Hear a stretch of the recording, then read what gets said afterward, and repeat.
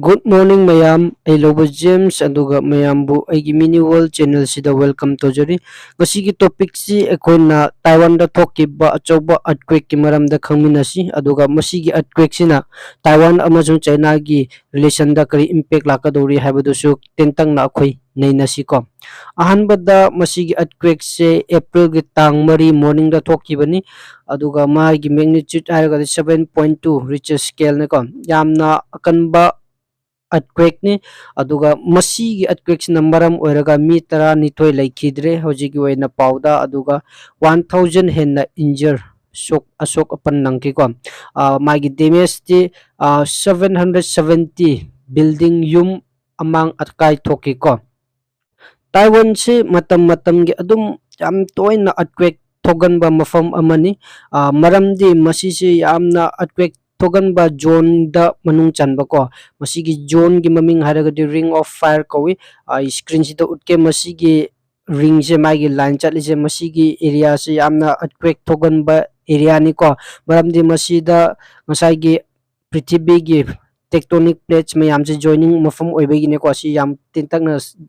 haibada ko aduga masida thoiba earthquake se akoina world da thoiba earthquake mayam se masigi area sida ayamba thokpani 90% ji ko world da thok earthquake mayam se 90% je masigi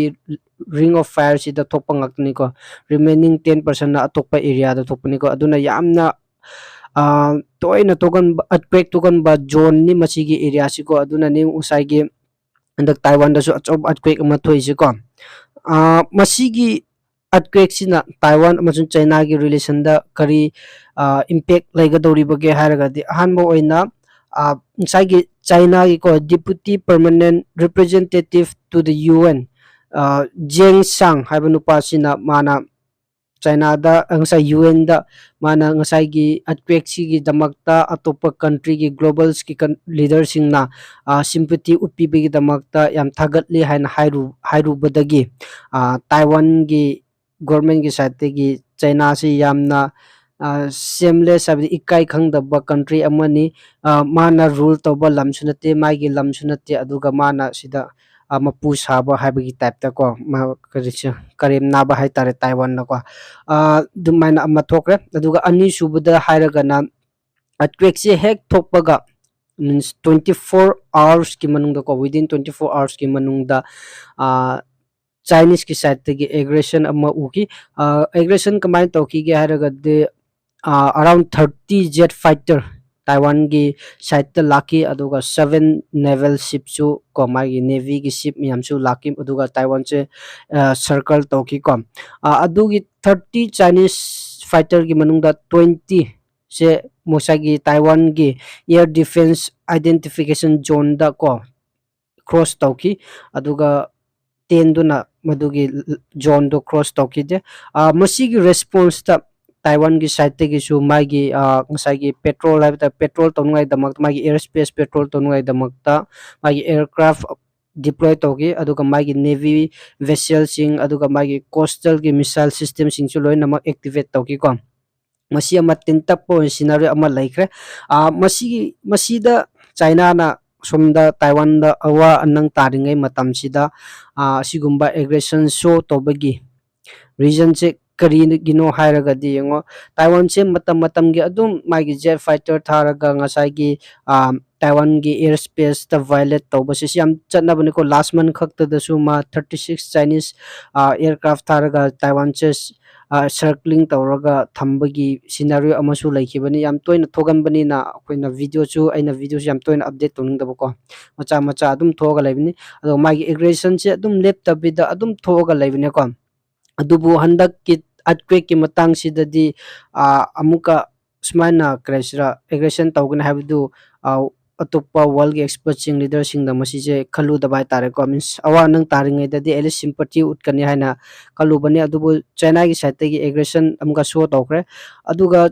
Taiwan su response adum tawi ko response tawi di fight back to da adum magi patrolling gumba adum tawa adum chathai aduga hojik ngasai question du da la China na masida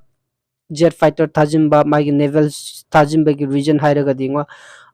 Taiwan si China gi side gi ꯃꯥꯒꯤ ꯂꯝꯅꯦ ꯍꯥꯏꯅ ꯑꯗꯨꯝ claim ꯇꯧꯔꯒ ꯂꯩꯕꯅꯤ ꯑꯗꯨꯒ ꯇꯥꯏꯋꯥꯟꯅ ꯃꯥꯁꯦ independent country ꯑꯃꯅꯤ ꯍꯥꯏꯅ claim ꯇꯧꯔꯤꯕꯅꯤꯀꯣ ꯃꯁꯤꯒꯤ ꯗꯤꯁꯄ꯭ꯌꯨꯠꯇꯤ ꯃꯌꯥꯝ ꯈꯪꯂꯝꯒꯅꯤ ꯃꯥꯒꯤ ꯍꯤꯁꯇ꯭ꯔꯤꯁꯨ ꯈꯪꯂꯝꯒꯅꯤ ꯍꯥꯏꯅ ꯈꯜꯂꯤ ꯉꯁꯥꯏꯒꯤ ꯇꯥꯏꯋꯥꯟꯒ ꯆꯩꯅꯥꯒꯤ ꯍꯤꯁꯇ꯭ꯔꯤꯁꯤꯀꯣ ꯑꯗꯨ ꯉꯁꯤ ꯑꯁꯤꯗꯗꯤ ꯑꯩꯈꯣꯏ ꯍꯤꯁꯇ꯭ꯔꯤꯗꯣ ꯂꯤꯔꯔꯣꯏꯁꯤ ꯑꯗꯨꯒ ꯌꯦꯡꯉꯣ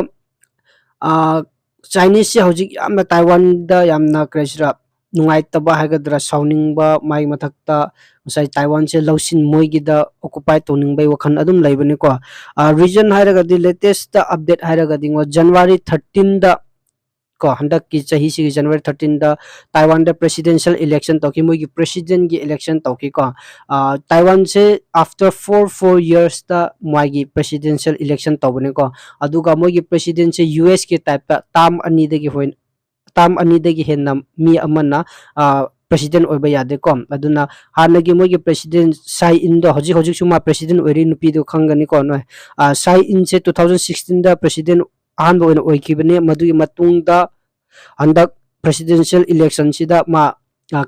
ꯀꯦꯟꯗꯤꯗꯦꯠ ꯑꯣꯏꯅ ꯆꯣꯡꯊꯣꯛꯈꯤꯗꯦ ꯃꯔꯝꯗꯤ ꯃꯥꯒꯤ 16 to 20 ꯑꯗꯨꯒ 20 to 24 ꯑꯣꯏꯕꯅꯤꯅꯀꯣ ꯑꯗꯨꯅ ꯍꯟꯗꯛꯁꯦ ꯃꯥꯒꯤ ꯚꯥꯏꯁ ꯄ꯭ꯔꯦꯁꯤꯗꯦꯟꯁꯦ ꯑꯦज ꯑ ꯄ꯭ꯔꯦꯁꯤꯗꯦꯟꯁꯤꯌꯦꯜ ꯀꯦꯟꯗꯤꯗꯦꯠ ꯑꯣꯏꯅ ꯂꯦꯞꯄꯅꯤ ꯃꯣꯏꯒꯤ ꯄꯥꯔꯇꯤꯗꯒꯤ ꯗꯦꯃꯣꯀ꯭ꯔꯦꯇꯤꯛ ꯄ꯭ꯔꯣꯒ꯭ꯔꯦꯁꯤቭ ꯄꯥꯔꯇꯤꯗꯒꯤ ꯑꯗꯨꯒ ꯃꯁꯤꯒꯤ ꯃꯥꯒꯤ ꯚꯥꯏꯁ ꯄ꯭ꯔꯦꯁꯤꯗꯦꯟꯁꯤꯅꯁꯨ ꯑꯃꯨꯛꯀ ꯏꯂꯦꯛꯁꯟꯁꯦ ꯃꯥꯏ ꯄꯥꯛꯑꯒ ꯃꯊꯪꯒꯤ ꯄ꯭ꯔꯦꯁꯤꯗꯦꯟ ꯑꯣꯏꯒꯗꯧꯔꯤꯅꯤꯀꯣ ꯃꯁꯤꯒꯤ ꯅꯨꯄꯥꯒꯤ ꯃꯤꯡꯁꯦ ꯂꯥꯏ ꯆꯤꯡꯇꯦ ꯀꯧꯏꯀꯣ ꯑꯗꯨꯅ ꯃꯁꯤꯒꯤ ꯉꯁꯥꯏ ꯗꯦꯃꯣꯀ꯭ꯔꯦꯇꯤꯛ ꯄ꯭ꯔꯣꯒ꯭ꯔꯦꯁꯤቭ ꯄꯥꯔꯇꯤꯁꯦ ꯁꯥꯏ ꯏꯟꯒꯤ ꯄꯥꯔꯇꯤꯁꯦ ꯃꯣꯏꯁꯦ ꯑꯦꯟꯇꯤ ꯀꯔꯤ ꯍꯥꯏꯁꯤꯔꯥ ꯆꯥꯏꯅꯤꯁ ꯍꯥꯏꯕ ꯇꯥꯔꯦ ꯁꯝꯅ ꯍꯥꯏꯕꯗ ꯃꯣꯏꯁꯦ ꯄ꯭ꯔꯣ ꯏꯟꯗꯤꯄꯦꯟꯗꯦꯟ ꯑꯣꯏꯕ ꯃꯣꯏꯒꯤ ꯇꯥꯏꯋꯥꯟꯁꯦ ꯏꯟꯗꯤꯄꯦꯟꯗꯦꯟꯅꯦ ꯍꯥꯏꯅ ꯈꯜꯂꯒ ꯂꯩꯕ ꯄꯥꯔꯇꯤ ꯑꯃꯅꯤ ꯑꯗꯨꯒ ꯉꯁꯥꯏꯒꯤ ꯆꯥꯏꯅꯤꯁꯄꯨ ꯁꯞꯄꯣꯔꯠ ꯇꯧꯕ ꯄꯥꯔꯇꯤꯁꯤꯡꯁꯦ ꯍꯟꯗꯛ ꯄꯣꯛꯈꯤꯀꯣ ꯑꯗꯨꯅ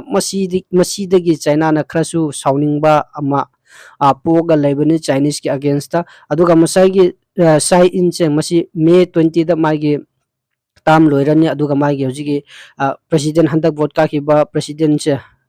ꯂꯥꯏ ꯆꯤꯡꯇꯦꯁꯦ ꯃꯥꯅ ꯃꯦ 20ꯗꯒꯤ ꯃꯥꯒꯤ ꯐꯝꯁꯦ ꯄꯥꯏꯕ ꯍꯧꯔꯅꯤꯀꯣ ꯑꯗꯨꯅ 2024ꯒꯤ ꯃꯦ 20ꯗ ꯉꯁꯥꯏꯒꯤ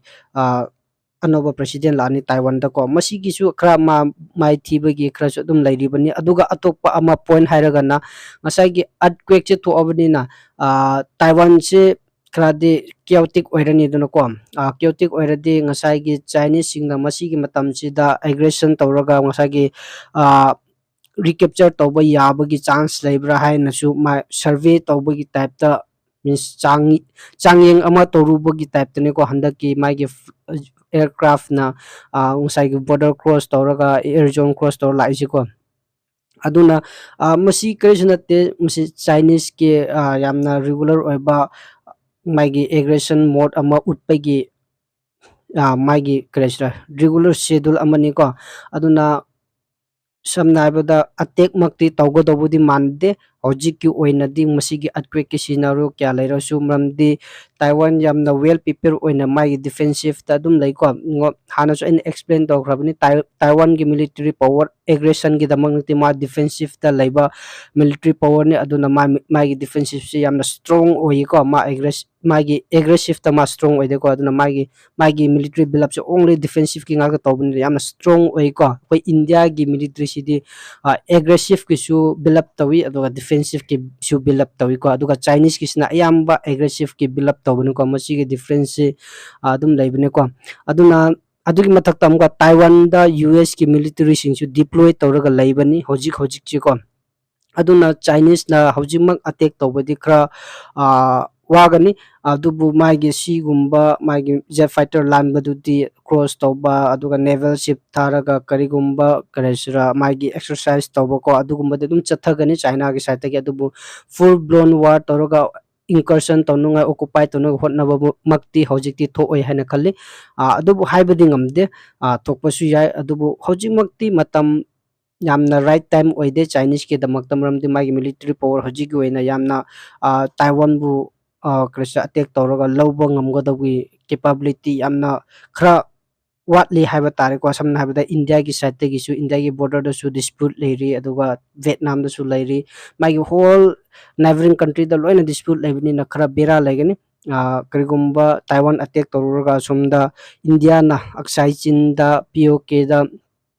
ꯇꯤꯕꯦꯠꯇ incursion ꯇꯧꯔꯛꯀꯗ꯭ꯔꯥ ꯍꯥꯏꯕꯒꯤ ꯑꯀꯤꯕꯁꯨ ꯑꯗꯨꯝ ꯂꯩꯒꯅꯤ ꯀꯣ ꯃꯥꯒꯤ ꯐꯤꯌꯔ ꯑꯃꯗꯤ ꯑꯗꯨꯝ ꯂꯩꯒꯅꯤ ꯃꯔꯝꯗꯤ ꯂꯣꯏꯅꯃꯛ military pull out ꯇꯧꯔꯒ ꯇꯥꯏꯋꯥꯟꯗ ꯐꯨꯜ ꯊꯥꯗꯕ ꯌꯥꯔꯣꯏ ꯏꯟꯗꯤꯌꯥꯒꯤ ꯁꯥꯏꯗꯇ ꯊꯝꯒꯅꯤ ꯚꯤꯌꯦꯠꯅꯥꯝꯒꯤ ꯁꯥꯏꯗꯇ ꯊꯝꯒꯅꯤ ꯃꯣꯡꯒꯣꯂꯤꯌꯥ ꯁꯥꯏꯗꯇ ꯊꯝꯒꯅꯤ ꯑꯗꯨꯒ ꯃꯥꯗꯤ ꯑꯃꯨꯛꯀ ꯔꯁꯤꯌꯥꯗꯁꯨ ꯑꯃꯨꯛꯀ ꯔꯁꯤꯌꯥꯒꯤ ꯂꯝꯁꯨ claim ꯇꯧꯔꯤꯕꯅꯤꯀꯣ ꯆꯩꯅꯥꯁꯦ ꯑꯗꯨꯅ ꯃꯗꯨꯗꯁꯨ ꯁꯤꯕꯥꯏ ꯊꯝꯒꯅꯤ ꯖꯄꯥꯟꯒꯤꯗꯁꯨ ꯊꯝꯒꯅꯤ ꯑꯗꯨꯅ ꯈꯔꯗꯤ difficult ꯑꯣꯏꯔꯤ ꯍꯧꯖꯤꯛꯀꯤ ꯑꯣꯏꯅ ꯁꯤꯆꯨꯋꯦꯁꯟꯗꯗꯤ ꯑꯗꯨꯕꯨ ꯆꯍꯤ 3-4-5ꯒꯤ ꯃꯇꯨꯡꯗ ꯃꯥꯒꯤ military well build up ꯇꯧꯔ ꯃꯇꯨꯡꯗ well prepare ꯇꯧꯔ ꯃꯇꯨꯡꯗ attack ꯇꯧꯕ ꯌꯥꯏ ꯑꯗꯨꯕꯨ ꯌꯦꯡꯁꯤ ꯍꯥꯏꯕꯗꯤ ꯀꯔꯤꯁꯨ ꯉꯝꯗꯦ ꯇꯥꯏꯋꯥꯟ ꯍꯟꯗꯛꯀꯤ earthquake ꯀꯔꯤꯒꯨꯝꯕ ꯃꯥꯒꯤ ꯂꯣꯁꯦꯁꯁꯦ ꯌꯥꯝ ꯆꯥꯎꯔꯕ ꯑꯗꯨꯒ ꯃꯥꯁꯦ ꯃꯁꯤꯗꯒꯤ ꯌꯥꯝꯅ ꯃꯥꯒꯤ ꯄꯋꯥꯔꯁꯦ weakening ꯑꯣꯏꯔꯛꯄ ꯇꯥꯔꯒꯗꯤ ꯑꯗꯨꯒꯤ opportunityꯁꯨ ꯁꯣꯏꯗꯅ ꯆꯥꯏꯅꯥꯅ ꯂꯧꯅꯉꯥꯏꯗꯤ ꯍꯣꯠꯅꯒꯅꯤ ꯑꯗꯨꯕꯨ ꯌꯦꯡꯁꯤ update ꯀꯔꯤ ꯂꯩ ꯑꯩꯒꯤ ꯑꯣꯏꯅ ꯍꯥꯏꯔꯒꯗꯤ ꯍꯧꯖꯤꯛꯃꯛꯇꯤ attack ꯇꯧꯒꯗꯧ ꯃꯥꯟꯗꯦ ꯃꯥꯅ ꯀꯔꯤꯒꯨꯝꯕ aggression ꯈꯔ show ꯇꯧꯖꯔꯒꯁꯨ ꯃꯌꯥꯝꯒꯤ opinionꯗꯨꯗꯤ ꯑꯗꯨꯝ ꯀꯃꯦꯟꯗ ꯍꯥꯏꯕꯤꯌꯨ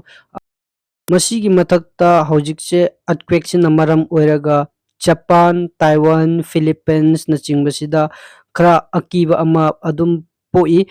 ꯐꯤꯌꯔ ꯑꯃ ꯑꯗꯨꯝ ꯂꯩ ꯃꯁꯤꯒꯤ ꯐꯤꯌꯔꯁꯤ ꯀꯔꯤꯒꯤꯅꯣ ꯍꯥꯏꯔꯒꯗꯤ ꯌꯦꯡꯉꯣ ꯁꯃꯨꯗ꯭ꯔꯗ ꯑꯆꯧꯕ earthquake ꯑꯃ ꯊꯣꯛꯑꯕꯅꯤꯅꯀꯣ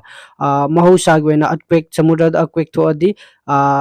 ꯃꯥꯒꯤ ꯏꯐꯦꯛ ꯍꯥꯏꯇꯥꯔꯦꯀꯣ ꯃꯥꯒꯤ ꯔꯤꯖꯜꯠꯁꯦ ꯁꯨꯅꯥꯃꯤ ꯑꯣꯏꯅ ꯑꯃꯨꯛꯀ ꯂꯥꯛꯀꯅꯤꯀꯣ